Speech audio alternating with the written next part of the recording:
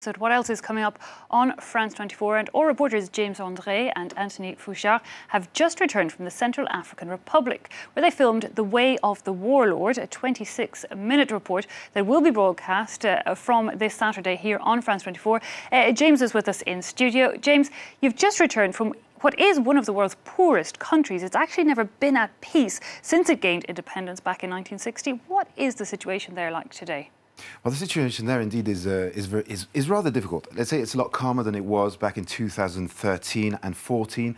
I don't know if everyone remembers, but what happened was the country was torn by a bloody civil war. Basically, the Seleka rebellion, a majority Muslim movement come from the north of the country, had descended on Bangui, had actually managed to take power.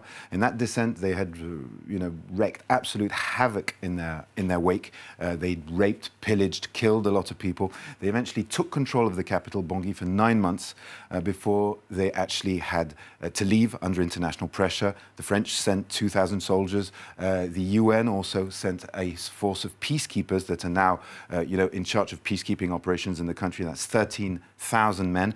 But the fact of the matter is, the country is, in a sense, cut in two with the actual internationally recognized government, the government of the Central African Republic, only controlling 20% of the country according to the UN, 80% being under the control or, at least under the influence of warlords. And what we did was going to see one of the most powerful of these warlords. Indeed. With Anthony, you travelled up north to meet one of the most powerful ones. Can you give us an idea of who he is and what does he want? Now, who he is Abdoulaye Hissène.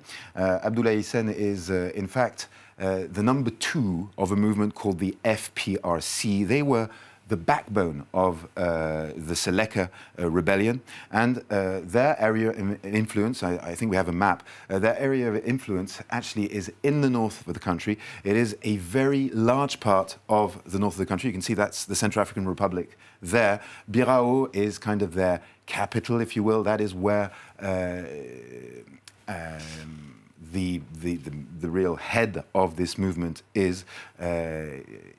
And Ndele is where Abdoulaye Hissène has his base. He is, in fact, the military leader of this movement. And we went to meet him, and you were asking what he wants. Well, I can show you a clip of an interview of Abdoulaye Hissène right now. Government and the President of the Republic neither have the strength nor the means nor the right policy to rally the people. It is unacceptable.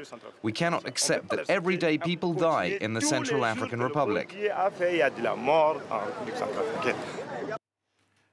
So indeed, he is the military leader of this movement.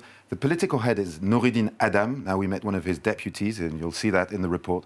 The problem is, what they say is that all this part of the country has been completely abandoned by the government, and what they want is a measure of autonomy to run it themselves. It looks like they pretty much are already there. They seem to have created somewhat of a parallel state up north. They have indeed created a parallel state. I mean, their objective now is to say, right, we couldn't actually hold on to power in Bangui, and indeed our methods were not the right ones back then. But we can run this part of the country. So they're doing a lot of stuff. They're actually ensuring security. They're collecting taxes. We actually witnessed that. They are running pretty much everything apart from education. Now, there are some officials from the country. The UN is also present, but they say, look, our mandate is not to disarm these rebels. And they say, we must protect the population. And the fact of the matter is, they're not doing such a bad job of this. So we are going towards something where these people might manage to negotiate some sort of autonomy, and that's what you'll be seeing in that report. And the people, the local people, they're reacting all right. I mean, it is a region rich in natural resources, is it not? Absolutely, it is a region that's very rich in natural resources. There's oil, there are diamonds, and actually there are a lot of diamonds, and obviously that is one big source of revenue for this armed group. They run about a dozen mines. They have control over it, and they take their cut. Obviously, it's illegal to export diamonds from the north of the Central African Republic because of the Kimberley process. It's been suspended in that part of the country.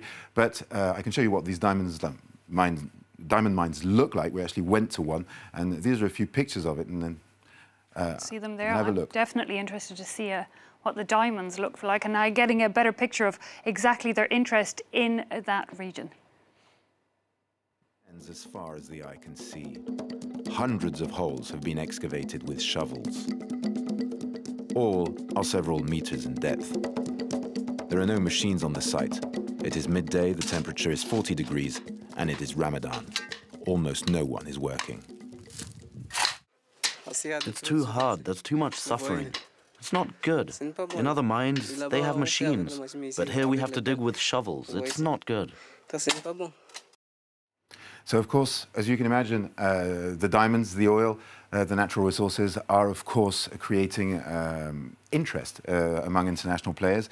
And a new player is Russia. But anyway, you can discover all of that in this report that's going to be broadcast on Saturday. It's a 26-minute report, and we really look at all the aspects of what's going on in that. Yeah, I have to say I'll definitely be tuning in, James. It looks a fascinating story there from the Central African Republic. James Andre, thanks so much in giving us a quick glimpse and a flavour of that report. So you can watch that full report from the Central African Republic either here on France 24 on Saturday or catch it on our website, france24.com. That, however,